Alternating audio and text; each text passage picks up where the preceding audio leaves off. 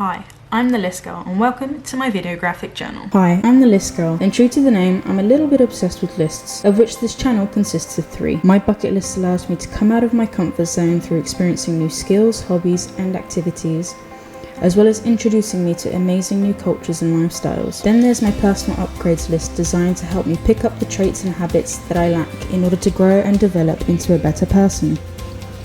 And lastly, there's my career list to keep me on the track to success in both my YouTube career and my business of selling nerdy collectibles.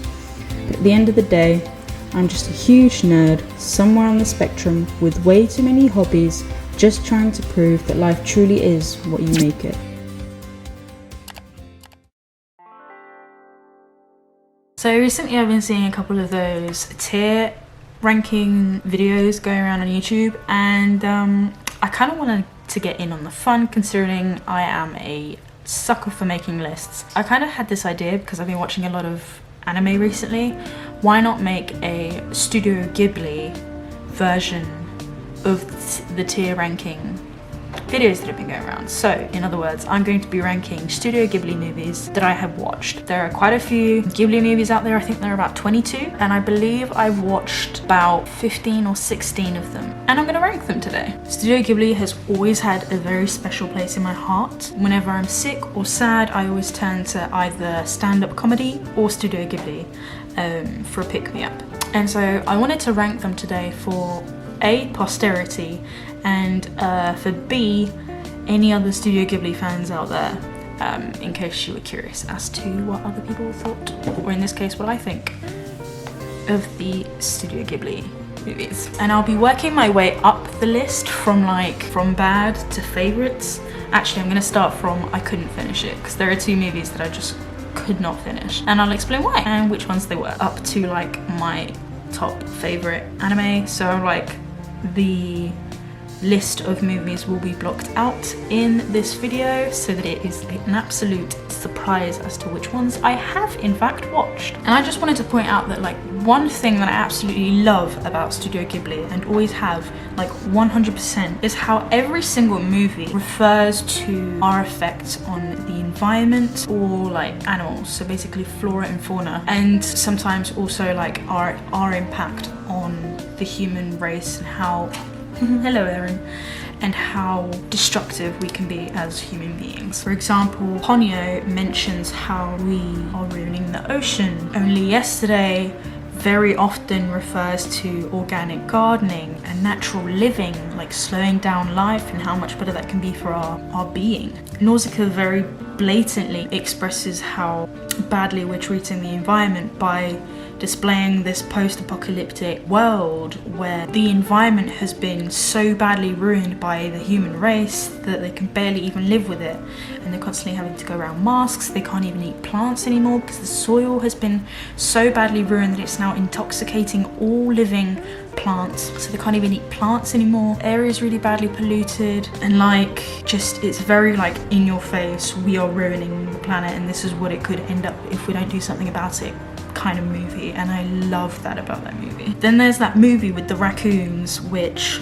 also very blatantly discusses how we human beings, with trying to build this industrialized, urbanized environment, we are ruining the homes of other living beings on this planet, such as the raccoons and the foxes, and they're having to be forced out of their normal, out of their nature, in order to reside among us because we've overtaken their home. In other words, one of my favorite things about Studio Ghibli is the way that it constantly keeps referencing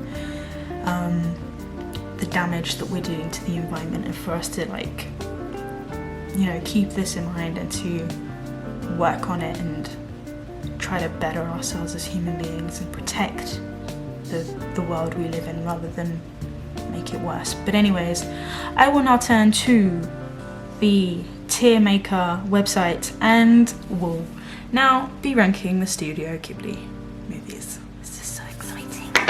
Right. I feel like going ole. Right. So 2 movies I could not finish. Starting with, and I will explain why, Tales from Earthsea. It was just boring. I could not get into it. It's just, the beginning is just so long-winded that it just, I could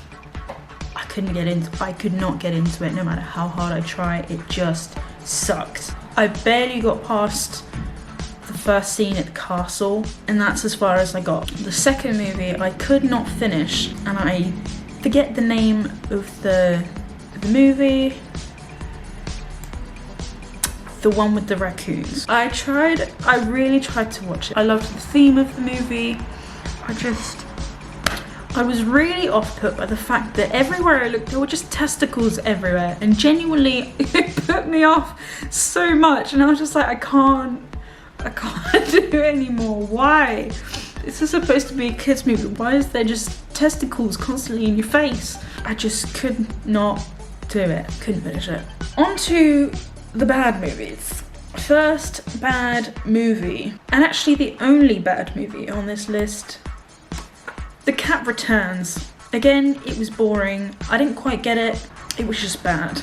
The OK List, Up on Poppy Hill. I really liked the decluttering and rebuilding of the clubhouse, but everything else about the movie was very boring, and I was like, at one point I was a bit like, when they were like falling in love and then they realized there might be siblings, and I was just like, okay, I don't like where this is going, and then in the end they're not siblings and they can be together. But anyways, it was just weird. Literally the only part that I liked about the movie was the rebuilding and decluttering of the clubhouse. That is literally all that I enjoyed about that movie. Pretty good. I'm gonna put a couple in this section. First, starting with Graves of Fireflies. I've only watched this movie like twice, and I watched it when I was a teenager, and I haven't watched it since, just because it genuinely makes me really sad. And both times that I did watch it, I cried. And for all of you that know what I'm talking about and have watched the movie, it is very disturbing. It's about what happened in Hiroshima and the bombing. I think it was Hiroshima. Anyways, it was a war going on in Japan, and the story follows two brothers. They've just lost their mother in a bombing, and they're now having to live on their own, and the little one gets sick. I'm gonna leave it there. It's just very sad. It is good. The style of the movie is beautiful. Just the theme was too much for me to handle, so I'm gonna put it in pretty good. Like, it was good, but just I don't think I'm gonna watch it again, to be honest. It's just too much. I'm also gonna put in the pretty good tier. Only Yesterday. I only watched Only yesterday.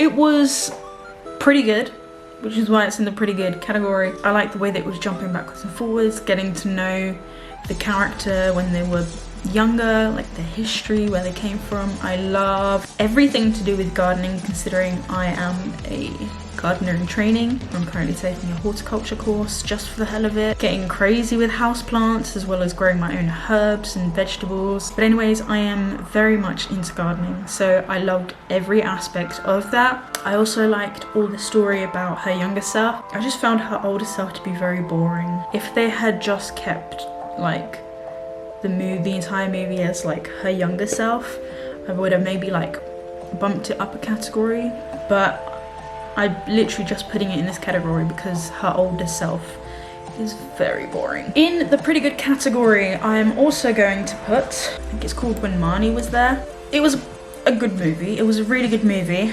Loved the story. I, an asthmatic, can relate to having to move to a slightly less urban area, even though I recently just moved to a more urban city. And my asthma's being affected by it. But anyways, I understood why they moved to the countryside, so I liked that part of the movie. Very realistic. Thought it was very cute that she was going around and drawing everything, and she's very artistic. I love the protagonist as a character. Plot twists were great. However, the reason why I put it in the pretty good category is because of one plot twist in particular. I am a lesbian, and throughout the majority of the movie I literally thought it was a cute baby dyke movie. Turns out that the character that the protagonist was hanging out with and hugging and getting really obsessed with happens to be the younger child ghost of her grandma. That is literally the only reason why it's in this category. Moving on, Wind Rises. I'm going to be completely honest, I only started watching that one today and I haven't finished it yet, but so far I have enjoyed the story and I'm enjoying it. Maybe once I finish the movie it will bump up the categories, but as of at the moment it's sticking in the pretty good category. Next, the last and final movie that I'll be putting in the pretty good category is Castle in the Sky. I like the story, I like the characters, I thought it was good, didn't think it was amazing. Next, I'll be moving on to the amazing categories, and I absolutely love these movies. Starting with Spirited Away. Everybody loves Spirited Away. It is an amazing movie, great characters, great story, beautiful imagery, absolutely love it. Just saving the favourite categories for one movie in particular that just steals my heart. But anyways, keeping to the amazing category, which I guess is like my second favourite category, if you will. Princess Mononoke. Love the movie. I genuinely, and this isn't a lie, I've mentioned this before on my channel, whenever I am sick, I always watch Princess Mononoke because I just think, like, if this guy can be cursed and get through it, mate, I can have a cold and get through it. You know what I mean? Like, I can have a poor stomach and get through it. You know what I mean? Love the movie. And again, Princess Mononoke is about hunting and how tearing down forests isn't good for the planet. So another reason why I love this movie, environmentalism. Next, Kiki's Delivery Service. Love the stories, love the character, hilarious movie. Recently been feeling like Kiki ever since I moved away from my parents, just starting a new life away from them and just being mature, being adult or adulting, trying to find my place. Next in the Amazings category we have, hang on, I have just realised I have missed one and I feel like people are going to be like, huh? I forgot to put one in the okay category. Okay, here we go. And that movie was My Neighbor Totoro. Sorry, I know it's like a favourite for lots of people, everybody loves Totoro. The story was boring. The only thing I liked about it was Totoro himself by being obsessed with planting trees. But apart from that, just didn't get the rest of the story, found it boring, not the best, in my opinion, from Studio Ghibli. But yeah, going back to the amazing category. Ponyo, Ponyo. I love Ponyo. Great movie, was recommended to me by one of my little cousins. Great movie, love the characters, love the story, very funny, very adorable. The relationship with Ponyo and the protagonist, such a cute little friendship going on there. Again, great story, beautiful imagery, absolutely beautiful. Next, we have Arietti. I love this movie. Ever since I was a kid, I was always obsessed with little people. I hope that's not rude of me to say. I genuinely mean, like, I've been obsessed with little people. Like, for example, when I was a kid, I was obsessed with the movie Indian in the Cupboard. I was also very obsessed with the movie The Borrowers, which is what this movie is based on. I used to steal my mum's jewellery box, like this big one with doors. I used to steal it and I used to put a little Playmobil doll in there, just hope that they would come to life, and they never did, which made me really upset. And Borrowers were definitely one of my favourite movies as a kid. And so when I, as a teenager, realised that Studio Ghibli had made their own interpretation of The Borrowers, I was just like, oh my god, this is amazing, because I love anime and I love Studio Ghibli. And I fell in love as soon as I watched it. I'd say the Ghibli version of The Borrowers, or should I say Arietti the movie, is a lot more like the books rather than the movie that I grew up with. One of my most recent favourites, again, the amazing category is like my second favourite. One of my more recent favourites, and I absolutely love this movie, and that is Whisper of the Heart. In fact, I'm gonna put it right at the front there. I'd go as far as to say it was like my second or third favorite movie. Yeah, that's in the right order, I'd say. Love The Whisper of the Heart. Such a cute story. I love the fact that she's obsessed with books and that she has like basically her own library in her house and she's constantly going to the library and her dad works at the library. Love that. Also love the fact that she's obsessed with writing. I love writing. I've got 4 short horror stories out there in the world that you can buy yourself if you're interested. I'll link them in the description below if you're interested. So in that respect, the movie really touches my heart. I love the fact that there's like a mystery, like who's this person that's reading the same books that I am, taking out the same books at the library, and then she finds out, and then just the whole story is just adorable. Love it. Everything is amazing. And I love the character, the protagonist. I really like relate to the protagonist so much, not just because of her hobbies, but also the fact that she just hated school, didn't want to be part of it. Very much me growing up. And finally, the piece de résistance, my favorite Ghibli movie ever. And I kid you not, I watched this movie about 100 times, maybe a million, that's probably an exaggeration. I literally watched this movie almost every single night to help me to fall asleep. My favorite movie, ladies and gentlemen, Howl's Moving Castle. What a masterpiece of a movie. Love the story, love the themes, love the characters, love the relationship, the love story going on there. Love the mixture and variety of different characters in one group. Absolutely love Calcifer. I think he's a fucking joker. Hilarious. Love the protagonist. Sophie is amazing. She's so cool. I personally wouldn't have picked hat making as a profession, but there we go. But her as an old lady is absolutely hilarious. I can't fault the movie on anything. Everything is amazing. It is by far my favorite Studio Ghibli movie of all time. And that is that. That is all the Studio Ghibli movies that I've watched, and that's 1, 2, 3, 4, 5, 6, 7, 8, 9, 10. That's 17 movies.